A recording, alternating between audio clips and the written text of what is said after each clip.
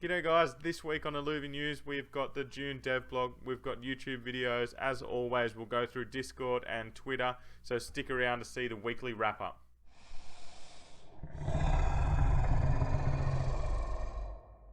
Alrighty then, let's get straight into it.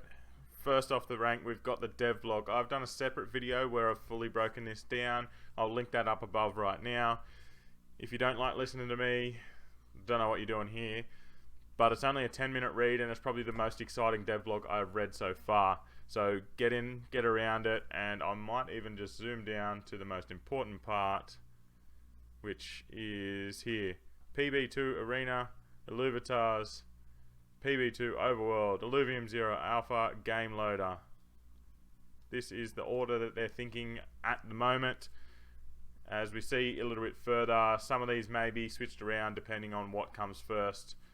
On the back end, but get excited guys, we're getting there.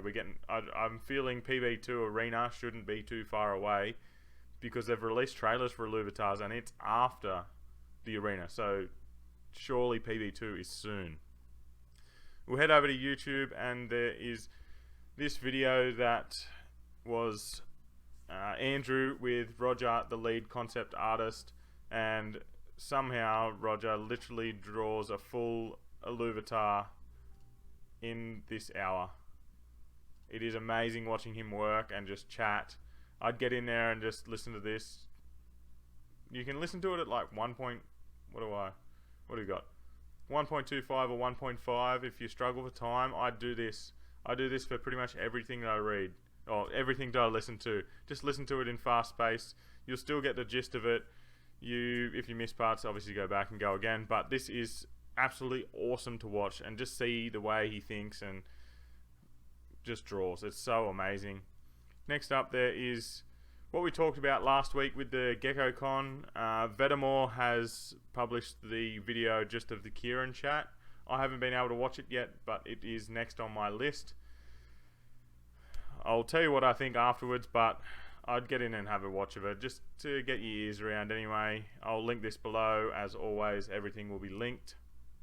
And last interview, Vulcan had an interview with Andrew, and they talk about everything Illuvium, where Andrew's heading and who's going to be doing what.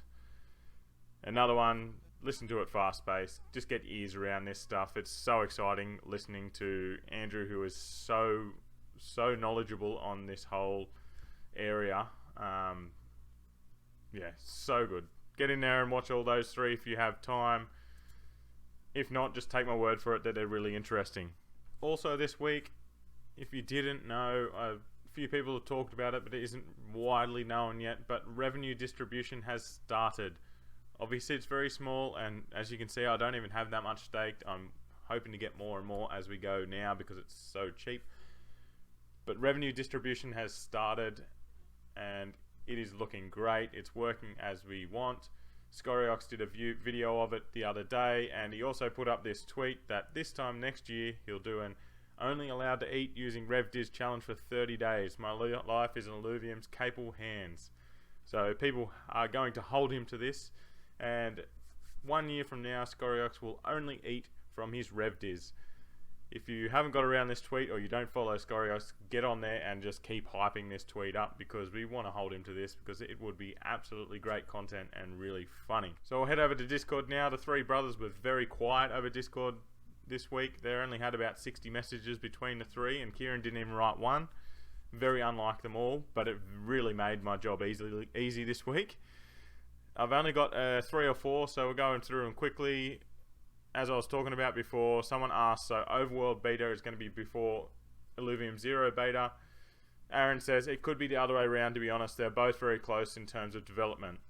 So they're not going to be on at the same time. He asked afterwards, and he wouldn't distribute them at the exact same time. That would be just absolutely stupid.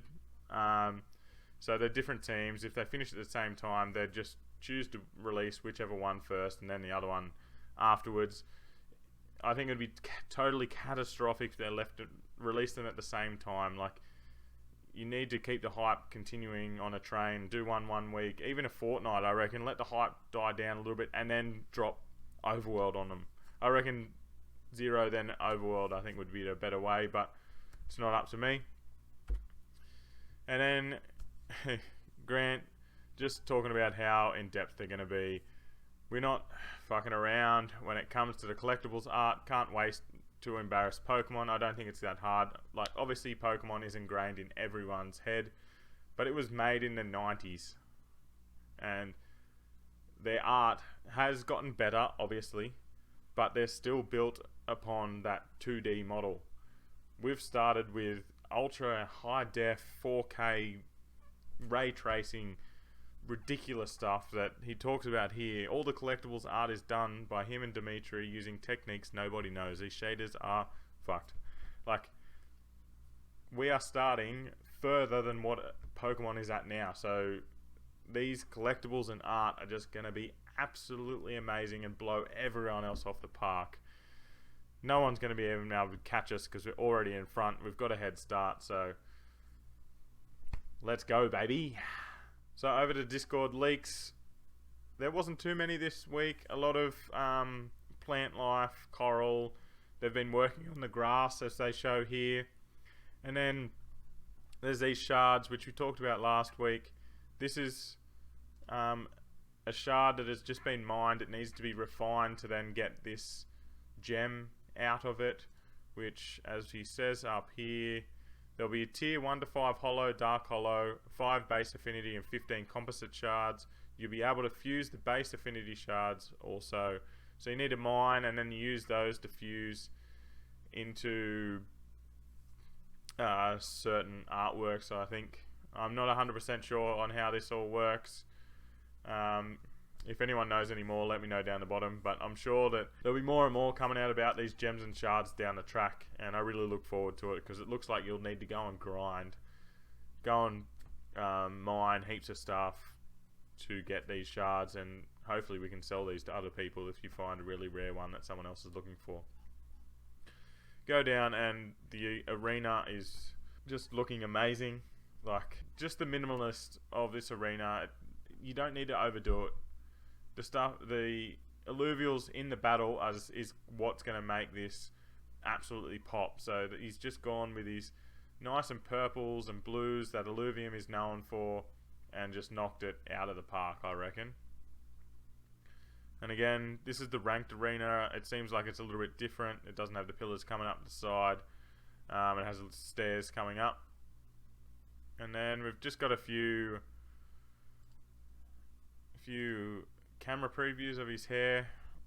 I thought Atlas would have been done, but it seems like they're continually tweaking everyone. The Omega ability for Lilura. And some more plant life. Nothing too crazy this week. So we'll head over to Twitter.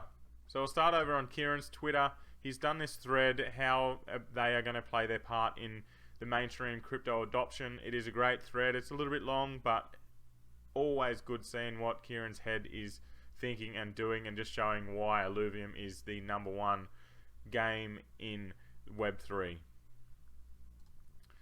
Last week we went over the box. It was unopened. Now we see an open version. It is obviously an Illuvitar, and as soon as I get a Illuvitar that I absolutely love, I think I will get one of these. I don't see why I would not. I will be hanging it up on the wall over here because this is absolutely badass. And if we go to Rogers, he's got a video of him holding it up, and it is shiny, it is beautiful, and I don't see why anyone wouldn't want one of these of their most favorite Illuvitar. Over to Andrew. And which popular video game genres would fit Illuvium in the future? A shooter, a simulation, racing, and MOBA. MOBA was the most popular, which I voted for as well.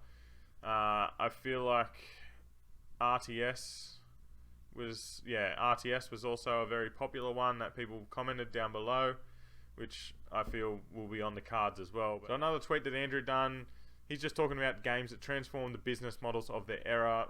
04 World of Warcraft subscription, 09 League of Legends free to play, 12 Clash of Clans pay to win, 16 Overwatch loot boxes, 17 Fortnite battle pass, 22 Illuvium play and own. There's some alpha. It's coming out in 22. But anyway, it's just showing that it's not always the first game that gets and starts these things, because I'm pretty sure loot boxes started before 2016 on other games. But it's the biggest and best games that absolutely pave the way for the future, and that's what Illuvium is. We're obviously not the first in the play to own system, but we're going to be the best. We're going to be the most thought out and just pass everyone else. And then to build on that, the evolution of gaming. 80s started with the console on TV. 90s multiplayer internet. I did not know that 90s had multiplayer. I don't think it was till the 2010s that I started playing multiplayer. 2000s online servers. 2010s sharing, social media. 2020s now is owning the crypto. 30s immersive. 40s augmented.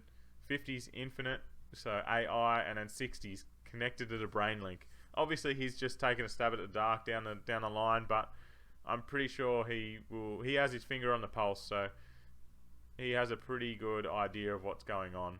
And he has said that anyone that's throwing everything into VR right now, it's probably not worth it. The Oculus and all of that aren't really up to standard for you to play continually. Like, I've got one, not an Oculus, I've got the PlayStation version, and I get sick from it. It's not good enough yet, but it will get there, and hopefully Illuvium will be there as well. So head over to Info Illuvial, and this is a ship that Grant has been rendering in the CC streaming. Again, this is the third time I've said it. If you haven't seen it, get over there when he's on. He pumps the beats. He absolutely destroys it when he's out there rendering, and it just looks sick to get an insight to see how they work.